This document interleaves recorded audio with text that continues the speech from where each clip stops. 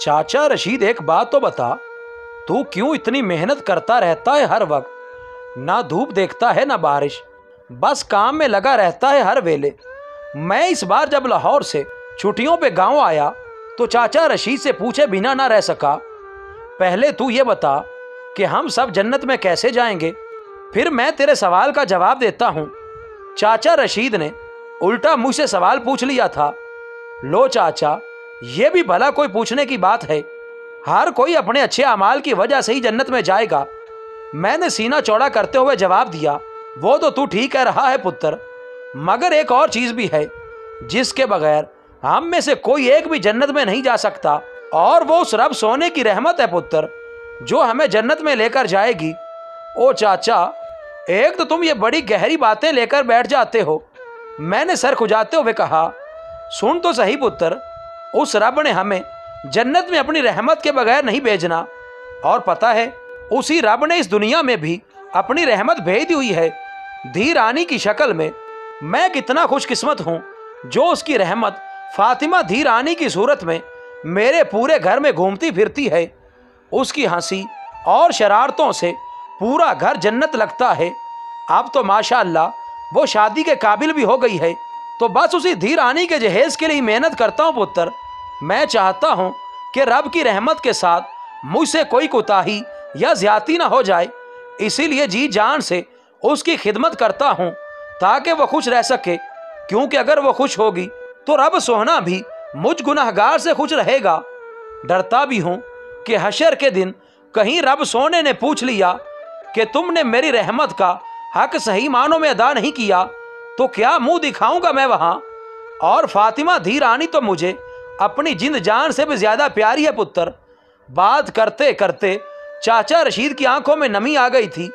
चाचा उदासा हो गया था। और पुत्र, धियों के नसीबों से भी तो बड़ा डर लगता है ना कि अल्लाह ना करे कहीं माड़े निकल आए तो मापा तो जीते जी ही मर जाता है।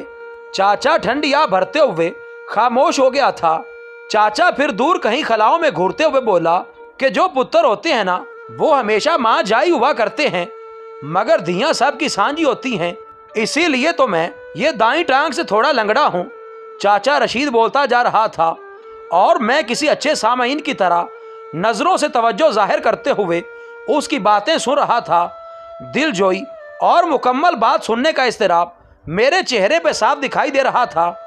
सर्दियों की रुत थी जब शामें जल्दी ढल जाया करती थीं और धुंध के गहरे बादल शाम होते साथ ही हर चीज को अपनी लपेट में ले लिया करते थे। ऐसी एक रात कुछ नामुराद डाकुओं ने पिंड के चौधरी साहब के घर धावा बोल दिया था। जाने किस नियत से आए थे कम वक्त, जो चौधरी साहब की गुड़िया आमना को उठा के ले जा रहे थे। वो आमना भी तो धी रानी थी ना पुत्र, और धियाँ तो सबकी सांझी होती हैं। फिर धी चाहे सीधे गामे की हो या पिंड के किसी चौधरी की, तो फिर कैसे जाने देता मैं आमना धी रानी को डाकुओं के साथ। मैंने अल्लाह सोने को याद किया और फिर लंबी मजबूत बांस की लकड़ी से उन पे हमला कर दिया। वो तो हथियारों से लैस थे, और जब मैं एक डाकू से गुथम गुत्ता हो रहा था तभी दूसरे डाकू ने मेरी इस दाई टांग को पिस्तौल की गोली से छलनी कर दिया था। मेरी खौफनाक चीख ने सारे माहौल को डरावना कर दिया था। मेरी चीख से डाकू भी खौफजदा और घबरा गए थे, और जब उन्होंने गांव के लोगों को हमारी तरफ आते देखा तो उन्होंने भागने में ही आफियत जानी।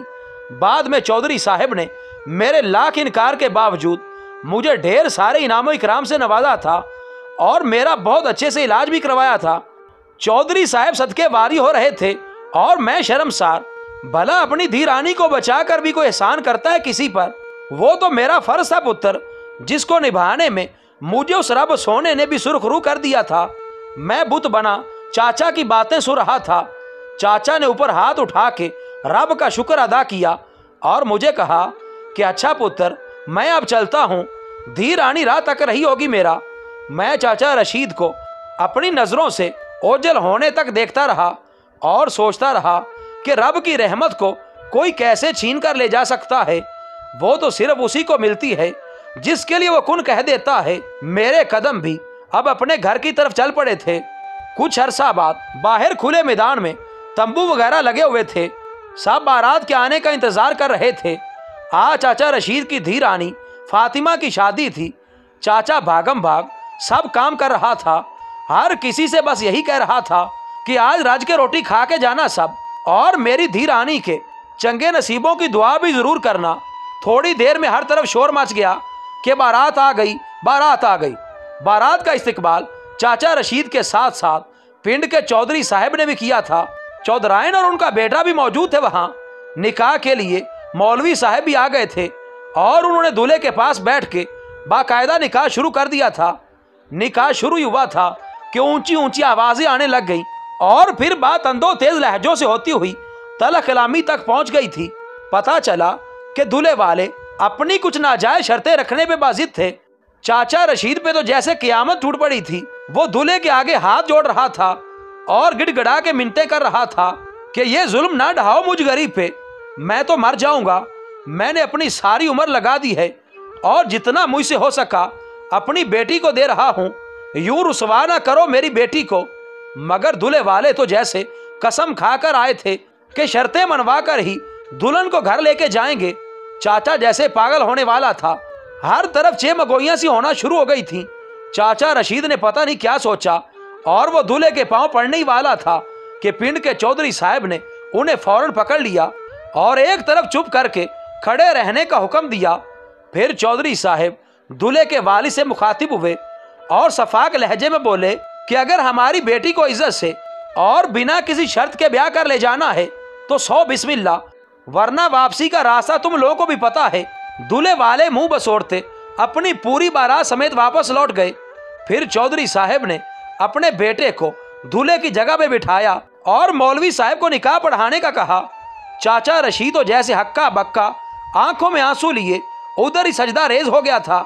फिर चौधरी साहब के कदमों में बैठते हुए बोला कि मैं कैसे आपका इतना बड़ा एहसान उतार पाऊंगा।